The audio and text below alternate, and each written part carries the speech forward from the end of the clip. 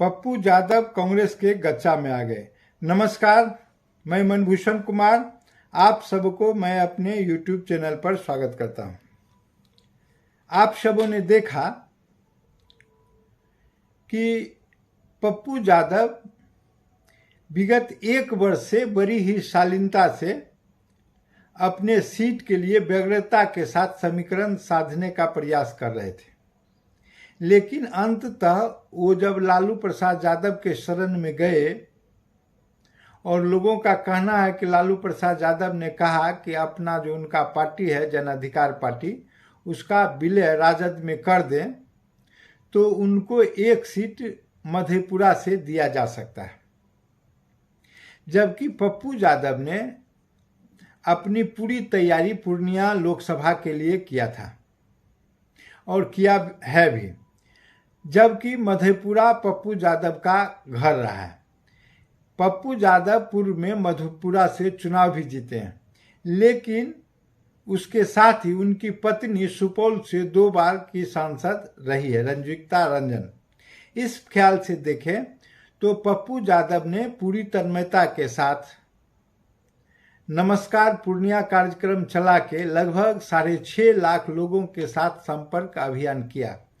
पप्पू यादव में एक जो खासियत है वह यह है कि विकट परिस्थिति में भी वीर सेनानी की तरह वह सड़क पर उतरकर जन सेवा के भाव से अपने आर्थिक बल के आधार पर जनता का सेवा करते हैं। उदाहरण के लिए 2 घटना का यहाँ उद्धरण करना नितांत आवश्यक है। एक तो आप कोरोना काल कह सकते हैं, जिसमें कोरोना जो कि चरम पर था, लोग अपने जान के लिए लले पर रहे थे, जान बचाने के लिए कुछ भी करने के लिए तैयार थे। वैसी परिस्थिति में पप्पू यादव ने घर घर जाकर कोरोना काल में भी लोगों को सेवा करने का काम किया। दूसरी बात, जब पटना में अघोषित बाढ़ आ गया, बरसात का पानी बाढ़ के पानी से ज्यादा जमा हो गया पटना में, पटना दहस आ गया था, उस समय पप्पू यादव ने अपने वॉलंटियरों के साथ, नाव के साथ और पैदल पांव चलकर घर घर दूध, दवाई या अन्न पहुंचाने का काम किया। यह 2 काम उनका बहुत ही मार्मिक है। ऐसे पप्पू यादव के लिए अनेक प्रकार के अवगुण भी कहे जा सकते हैं, वो अवसरवादी हैं या अन्य प्रकार की बात भी कहे जा सकते हैं, लेकिन पप्पू यादव 5 बार के सांसद रहे हैं और विधायक भी 1 बार के रहे हैं। यह स्थिति है। लेकिन अभी जो कहानी है वह पूर्णिया की है।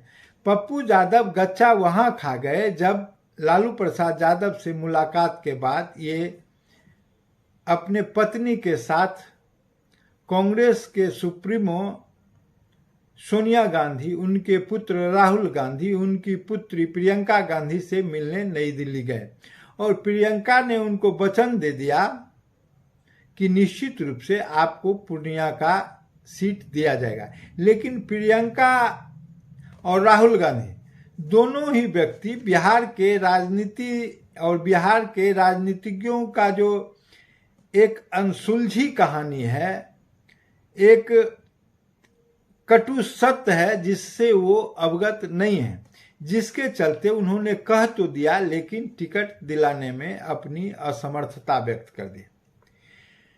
अब देखें, किसी भी टीम का जब आला कमान किसी को वचन दे देता है तो वह कांग्रेस या इस दूसरे दलों का अंतिम वचन होता है। और इस प्रकार से आप देखेंगे तो पप्पू यादव ने प्रियंका गांधी के कहने पर, राहुल के सहमति से, उनके माता के सहमति से अपनी जो राजनीतिक दल है उसका विलय कांग्रेस पार्टी में कर दिया और कांग्रेस पार्टी में विलय करके पूरा मन गर्म करके आ गए कि हमारी टिकट पूर्णिया से लगभग पक्का हो गया और इस प्रकार जब पूर्णिया से हमारा टिकट होगा तो मेरा जीत भी लगभग पक्का हो गया। इसलिए कि जब आप महागठबंधन में हैं तो माई समीकरण साथ में रहेगा और उसके अलावे कांग्रेस का कुछ है और पप्पू यादव का कुछ अपना वोट बैंक है, तो उस ख्याल से उनका जीत वो अपने आप में एक पक्का मान रहे थे। लेकिन लालू प्रसाद यादव को यह बिल्कुल नागवार गुजरा कि मैं जब कह दिया कि मधेपुरा से तुमको इलेक्शन लड़ना है और अपने पार्टी का विलय हमारे साथ कर दो, तो उसने नहीं किया तो उसके लिए बिहार में लगभग राजनीतिक रूप से कोई स्थान नहीं रहेगा। उसका एक कारण यह भी है कि पप्पू यादव का जो इसे बोल है, चाल है, या राजनीतिक समझ है, या जनता में जो लोकप्रियता है, इस प्रकार से आप कह सकते हैं कि उनकी लोकप्रियता से कई बार लालू प्रसाद यादव घबरा जाते हैं कि मेरे पुत्र का क्या होगा। अगर कांग्रेस में पप्पू यादव जैसा मजबूत यादव नेता का प्रवेश हो जाता और उस ख्याल से पप्पू यादव का एक ऊपर से पप्पू यादव पर कांग्रेस का आशीर्वाद बना रहता, तो बिहार के राजनीति में कभी धोखा में अगर समीकरण बदल जाए तो कुछ कहना मुश्किल है। और ये इसी बात को देखते हुए लालू प्रसाद यादव ने अपने पुत्र मुंह में पप्पू यादव को टिकट से बेदखल कर दिया। मतलब यह कि जब समझौता हुआ तो पूर्णिया पर कोई समझौता नहीं हुई। दूसरी बात ये कि यहाँ प्रदेश अध्यक्ष जो कांग्रेस के अखिलेश प्रसाद सिंह हैं, भूमिहार ब्राह्मण समाज से, उनको भी अपने पुत्र का मुंह पकड़े हुए हैं, उनको भी अपने पुत्र को सांसदी लड़ाना है। तो इस ख्याल से उन्होंने भी झुककर जो लालू प्रसाद से सहमति व्यक्त की और उस आधार पर इनके सहमति से भी पूर्णिया का सीट नहीं मिला, ताकि इनके पुत्र को भी कहीं न कहीं इनके जातीय समीकरण के आधार पर समायोजित किया जा सके। लेकिन इनके पुत्र के लिए भी अगर सही मायने में देखें तो लालू प्रसाद यादव ने मोतिहारी का सीट, जहां से एक बार अखिलेश सिंह जीत गए थे, वह छोड़ा नहीं। छोड़ा क्या, तो बेतिया का सीट दे दिया जो पश्चिमी चंपारण के नाम से जाना जाता है। वह भूमिहार ब्राह्मण के लिए लड़ना उपयुक्त सीट नहीं है। अगर कोई विशेष लहर की बात न हो तो वह ब्राह्मण के लिए उपयुक्त सीट समझा जाता है, और मोदी लहर में वो जिसको दे दे। और वैसे अभी कलवार जाति वहाँ डॉक्टर संजय जायसवाल हैं वहाँ से सांसद, यह स्थिति है। और ऐसी स्थिति में दो नेताओं ने अपने पुत्र मुंह में एक यादव नेता को बिल्कुल बंद कर दिया, इस प्रकार से कहें। लेकिन पप्पू यादव लड़ेंगे, और जिस प्रकार से वो सहानुभूति बटोर रहे हैं, यह भी संभावना बन रही है कि पप्पू यादव पूर्णिया से चुनाव जीत भी जाए। इसका एक उदाहरण हम देना चाहेंगे। पिछले विधानसभा चुनाव में ऐसा हुआ कि 2015 की मैं बात कर रहा हूं कि बोचहा से जब बेबी को टिकट देकर लोजपा ने उससे टिकट वापस ले लिया। अब किस कारण से वापस लिया वही दोनों जानते हैं। तो इसी परिस्थिति में बेबी जब रोना धोना स्टार्ट कर दी तो उसके बाद उस पर जो जनता का सहानुभूति का लहर उमड़ा तो वह चुनाव जीत गई। जबकि उसके जाति जो धोबी जाति है उसका संख्या बहुत कम बोचहा विधानसभा में है।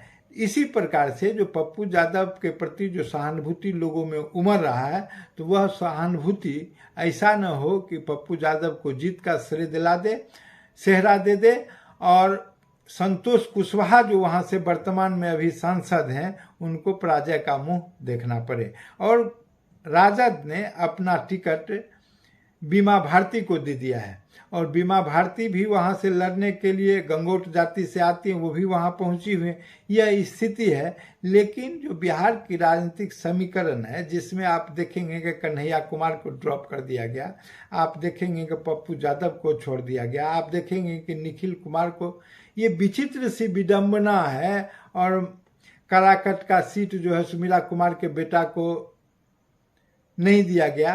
तो ये सब जो स्थिति है, यह प्रदेश अध्यक्ष और लालू प्रसाद यादव के राजनीतिक चातुर्य का भी एक कारण बन सकता है कि आखिरकार कांग्रेस किस प्रकार से सीट का समझौता करता है, वह तो वही दोनों जाने।